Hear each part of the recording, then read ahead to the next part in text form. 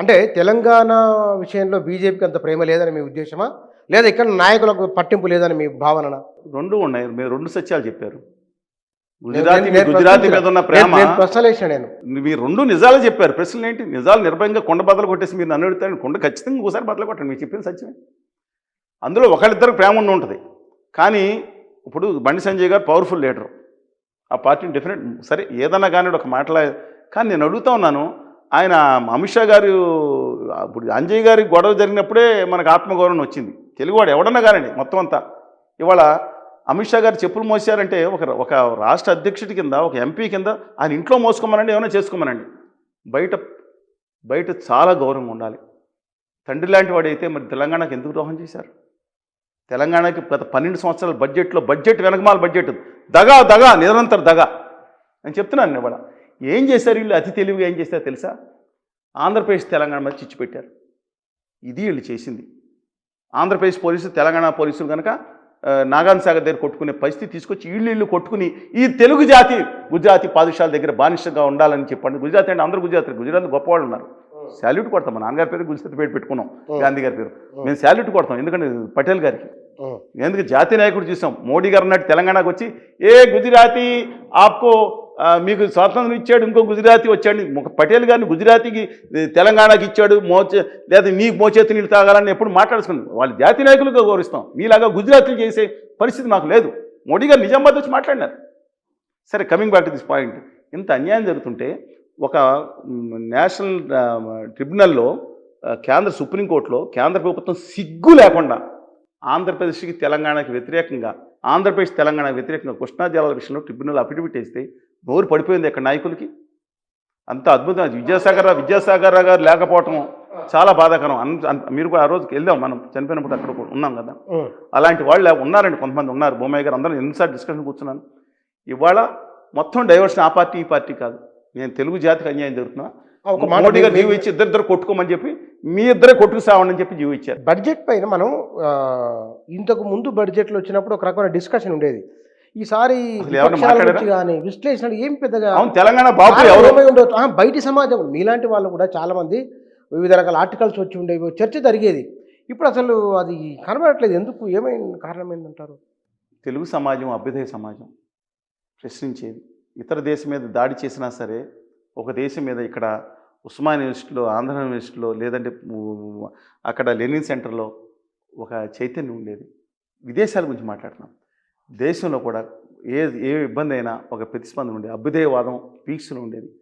ఇవాళ ఉత్తర ఆర్య సనాతనవాదం పేరు మీద తీసుకొచ్చి కంప్లీట్గా మనుషుల్ని ఒక మతం చిచ్చులో పెట్టి ఒకళ్ళ మీద ఒకళ్ళు, ఒక హిందూ మతస్థుడిగా నేను నా అభ్యుదయాన్ని మా మతం గొప్పగా ఉండాలని కోరుకుంటాను. ఇతర మతాన్ని గౌరవిద్దాం. నా బాగుండా ఖచ్చితంగా నా ప్రథమ ప్రాధాన్యత హిందూ మతమే. కానీ ఇవాళ విద్వేషం, ఒకళ్ళ మీద అభిమానం ఉండటం తప్పు లేదండి, ఇంకొకళ్ళ మీద దురభిమానం ఉండడం తప్పు. ద్వేష స్థితికి వెళ్ళిపోయారు వాళ్ళు.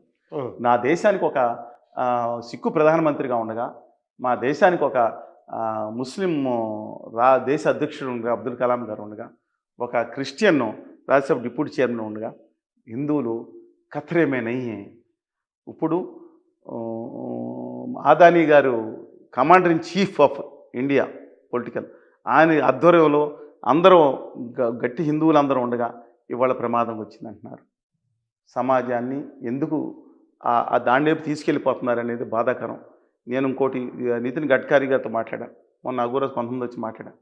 మత కన్వర్షన్స్ అయిపోతున్నాయండి అని చెప్పి ఇంకొక పెద్దలు కూడా ఆర్ఎస్ఎస్కి సంబంధించిన వాళ్ళు కూడా బాధపడుతున్నారు. దాని మీద కాన్సన్ట్రేట్ ఓన్లీ ఆదానీ గారి ఇష్యూ నడుస్తుంది. దేశ ప్రతిష్ట గురించి మనం మాట్లాడుకున్నాం మనం మిగతా విషయాలు. కానీ అంతర్జాతీయ విషయాలు, ఈ జాతీయ విషయంలో ఆంధ్రప్రదేశ్కి ఇలా జరిగింది, తెలంగాణకి ఇలా జరుగుతుంటే ఒక కాదండి. బడ్జెట్లో కూడా ఎందుకన్నా 12 సంవత్సరాల నుంచి బడ్జెట్ మీద బడ్జెట్ జరుగుతుంటే, ఇంత అన్యాయం జరుగుతుంటే, ఇవ్వాల్సిన నిధులు తగ్గిపోతుంటే ఎందుకు ప్రశ్నించట్లేదు సమాజం? అయిపోయింది. రెండో విషయం ఆంధ్రప్రదేశ్ కూడా మాట్లాడతాను. ఆంధ్రప్రదేశ్ విషయంలో జరిగిన బడ్జెట్కి వాళ్ళ ద్రోహం అండి ఒక గొప్పగా భావిస్తున్నారు. బిఫోర్ లాస్ట్ ఇయర్ ఆంధ్రప్రదేశ్కి ప్రతి సంవత్సరం 15,000 కోట్లు అమరావతికి అనౌన్స్ చేయగానే ముఖ్యమంత్రి రేవంత్ రెడ్డి గారు వాళ్ళు పెట్టుకున్నారు. మిగతా అందరూ మాట్లాడేశారు. అయ్యా నేను చెప్పాను, నమ్మకండి, నయవంచన నమ్మక ద్రోహం కాపీరైట్ ఆంధ్రప్రదేశ్కి చేసినంత దుర్మార్గం ఈ ప్రపంచంలో ఎవరూ చేయలేదు ఆదాని గారి ప్రభుత్వం చెప్పాను, నమ్మలేదు. ఇవాళ 2వ సంవత్సరం వచ్చింది, 30,000 కోట్లు రావాలి. ఎంగిలి మెతులు దాంట్లో వడ్డీ 12, 11, 28 కోట్లు, అది కూడా వేరే ప్రకృతి వ్యవసాయం కూడా పెట్టారు అమరావతికి ఇచ్చే దాంట్లో. తిరిగి రైట్ ట్రాక్లో అక్కడ చంద్రబాబు నాయుడు గారు పెడతానని చూస్తున్నారు. సరే ఏదైనా కానీ, లేదా ఆ రోజు ఉత్తర భారతీయ జనతా పార్టీ కూటమిలో అది భాగస్వామ్యంగా ఉన్నారు. ఎంగిలికి మెతుకులు ఇస్తే మాట్లాడే నాయకుడు, ముఖ్య నాయకుడు ఉన్నాడా? మాలాంటి వాళ్ళు చెప్తే ఆంధ్రప్రదేశ్లో ఆదాని గారి భజన భజన భజన, అమెరికా నుంచి ఇక్కడి వరకు భజన. ఆంధ్రప్రదేశ్లో, తెలంగాణలో మీరు తిరిగిన ప్రాంతాల్లో మధ్య మధ్య మధ్యతరగతిలో నరేంద్ర మోదీ పరిపాలన పట్ల ప్రజల భావన ఏమిటి? ఎందుకంటే మీరు మొత్తం ప్రశ్నలే ఉన్నాయి కదా. నేను 2 అడిగారు మీరు లాస్ట్ టైం, ఎన్నికల్లో ఎవరు నెగ్గబోతున్నారు, ఇక్కడ కానీ అక్కడ కానీ డూబ్లిస్ మనం చాలాసార్లు మాట్లాడుతున్నాం. ఇప్పుడు మోడీ గారు, ఆదానీ గారి ప్రభుత్వం నెగ్గకూడదని నాకు ఉన్నా సరే వాస్తవం ఏదో మీకు చెప్పాలి, గ్రౌండ్ రియాలిటీ. అందువలన ఇవాళ ఏంటంటే ఆయన హిందూ మతానికి కాపీ రైట్గా, ఆయన లేకపోతే హిందూ మతం ఖతర్లో పడిపోతుంది అనే విధంగా అద్భుతమైన భావన ఆయన విషయంలో. ఎంత ఇది 5 లక్షల మంది బత్తాయిల ఫ్యాక్టరీ, బత్తాయిలు అంటే తప్పుగా అనుకోద్దండి, మధ్య ఏషియా నుంచి ఆర్యులు వచ్చారు కదా, బత్తాయిలు కూడా బత్తాయిలు మన ఇండియా కాదు, బత్తాయిలు యాక్చువల్గా ఆర్యులు తీసుకొచ్చారు, మధ్య ఏషియాలు ఉంటాయి, నారెంజకాయలేమో ఇక్కడి నుంచి చెన్నై వచ్చింది, అందుకని బత్తాయిలు అనమాట. 5 లక్షల మంది వాట్సాప్ ఆర్మీ ఏమైతుందో ఎంత పెట్టిందో ఈ మాయలో పడిపోయారు జనం అందరూ. మాట్లాడితే అరే మేము కూటికి తక్కువైనా కులానికి తక్కువ కదని భావన, మనువాదం ఎలా పెట్టారో అది తీసుకొచ్చారు, సనాతనవాదం. నేను ఒకటే చెప్తున్నానండి, మీరు చూసుకోండి, ఏదో 70లో 80లో ఎంత అభ్యుదయం ఉండేదండి, ఓ పోరాట తత్వం ఉండేది కదా. వాళ్ళు మీరు అన్నారు చాలా సునిశ్చితంగా వేశారు. ఎందుకు సమాజం గట్టిగా ఇలాంటి భావితరాల మీద, భవిష్యత్తు మీద స్పందించట్లేదని? బికాస్ వాళ్ళు మీరు చెప్పినట్టు మోడీ గారిని ఇవాళ డిజాస్టర్ అయిపోయినా సరే, వాళ్ళ పఠాన్కోట్లో ఆ నీచ నికృష్ట పాకిస్తాన్ వాళ్ళు వచ్చి మన ఆర్మీ జవాన్లని బలి తీసుకుంటే, మన క్యాంపులో వెళ్ళి దాడి తీస్తే, అప్పుడు మోడీ గారు జిమ్ కార్బెట్లో షూటింగ్ చేశారు. ఏది ఫోటోలు అన్నీ ఉన్నాయి, డేట్లు అన్నీ చూసుకోండి ఉన్నాయి. నేను బయలుదేరి వచ్చేసాను, తర్వాత వివరణ ఇచ్చాను కూడా, తర్వాత ఇప్పుడు 2 రోజుల తర్వాత పహల్గాం, దీనికి కూడా ఆయన పాజిటివ్గా తీసుకుంటున్నారు. పహల్గాం అనే దాంట్లో వేలాది మంది టూరిస్టులు కాశ్మీర్లో వెళ్తూ ఉంటారు. అందులో లక్షల మంది ఇండియన్ ఆర్మీ ఉంది, ప్రాణాలు పరం పెట్టే శాల్యూట్ చేయాల్సిన వీర జవాన్లు ఉన్నారు. 1,00,000 మంది పైగా భద్రతా దళాలు, పోలీసులు ఉన్నారు అక్కడ. అలాంటి పహల్గాంలో 10 మంది పోలీసుని కానిస్టేబుల్ పెట్టిన ఇవాళ వాళ్ళు వ్యాహేళ్ళకి వచ్చారు, నీచి నికృష్టులు వచ్చి పేర్లు అడుగుతా, మతం అడుగుతా, కాల్చి చంపుతుంటే కుండ రగులుపోతే వాళ్ళ అది కూడా గొప్పతనంగా భావిస్తున్నారు. పట్టాను వాళ్ళు ఆ చనిపోతే అక్కడ వాళ్ళ పేర్ల మీద వీడియో వేయండి, ఏ ఉస్కా షహీద్ హోగయా, అమరయ్యారు, వాళ్ళ పేరు మీద ఓట్లు వేయమని అడిగే ప్రధానమంత్రి ప్రపంచ చరిత్రలో ఉంటారండి. అయినా సరే గొప్పగా భావించారు.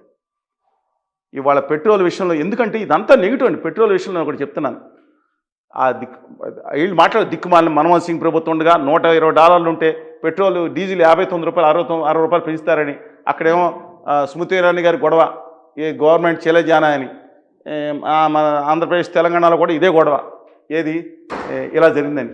విచిత్రం ఏంటంటే వాళ్ళు $70 పడిపోయింది. డీజిల్ ఎంత రావాలని లెక్క ప్రకారం మన ముందు వితౌట్ బాటర్ సిస్టమ్ ఏం చేయాలని కొనుక్కుంటే ₹30 ఇవ్వాలి. ఎంత ఉంది డీజిల్ మీరు ప్రశ్నించుకోండి. దానికి ఆయన గొప్పతనం ఏంటి? దీనికి ఒక స్టోరీ వెళ్ళారు. మోడీ గారు తన బుర్రనంతా ఉపయోగించి ఇరాన్కి కట్టాల్సిన డబ్బులన్నీ కట్టేశారు, 10 లక్షల కోట్లు. అంతా చూస్తే బోగస్ కాదు, పాత బాండ్లన్నీ ఇచ్చేశారు. ఏ సంవత్సరానికి బాండ్లు అయ్యే ఇస్తున్నారు, ఇవ్వలేదు. కానీ ఈ ప్రచారం వెళ్ళిపోయింది 90%. నిజం వెళ్ళే లోపల అబద్ధం తిరిగి వచ్చేసింది. ఈ బత్తాయిల ఫ్యాక్టరీ వల్ల ఇవాళ ఇది ఆర్ఎస్ఎస్ కూడా ప్రమాదకరం. ఆర్ఎస్ఎస్ అనే సంస్థని కొన్ని విధానాలను పక్కన పెట్టి మిగతా నేను గౌరవిస్తాను. ఈ దేశ భక్తి ఎవరైతే ఈవెన్ నక్సలైట్లు కూడా తప్పుదారి పెట్టినా వాళ్ళు దాన్ని ఏమంటారు, ఈ శాంతి భద్రతలు విఘాతం కలిసేటట్టు భౌతిక హింసకు పాడిపోయి దాన్ని నిర్బంధంగా వ్యతిరేకిస్తాం. మార్చుకోవాలి. వాళ్ళు ఆ చేసే విధానం దుర్మార్గమైంది. కానీ వాళ్ళ దేశభక్తిని మనం కొలుస్తామండి. అలాగా ఆర్ఎస్ఎస్ కూడా బిక్కుమని ఆదానీ గారితో భయపడాల్సిన పరిస్థితి వచ్చింది. వాళ్ళని చూశాను. ఆర్ఎస్ఎస్ కూడా భయపడుతుందా? మోహన్ భగవత్ గారిని బూతులు తిడుతున్నారు. హైదరాబాద్లో ఉన్న వెబ్సైట్స్ కూడా చూపిస్తాను మీకు. ఆయన సాయిబాబా గురించి మాట్లాడారని మోహన్ భగవత్ గారిని, రామచంద్రరావు గారిని పట్టుకుని తిట్టుకొని తిట్టారు. ఇవాళ వస్తుంది. మీరు మత విద్వేషాన్ని ఎంత పెంచితే మీ నెత్తి మీదకి వస్తుంది. అది హిట్లర్ తరహా పాలన కొనసాగుతుంది. నేను చెప్తున్నాను, ఒక ఉత్కృష్టమైన మతం హిందూ మతం. అన్ని భావనలు ఎంత గొప్ప ఆధ్యాత్మిక భావంతో ఉండే మతం, ఇంత సరిపోయిన మతం కూడా ఉందండి. ఒక మనువాదం తీసేస్తే ఇవాళ నా బాధ ఏంటంటే, ఈ మోడీ గారి మీద సూపర్ విశ్వగురు అన్నారు. ఇవాళ అమెరికాలో జెఫ్రీ ఎపిస్టన్ ఫైల్స్ గురించి మాట్లాడకుండా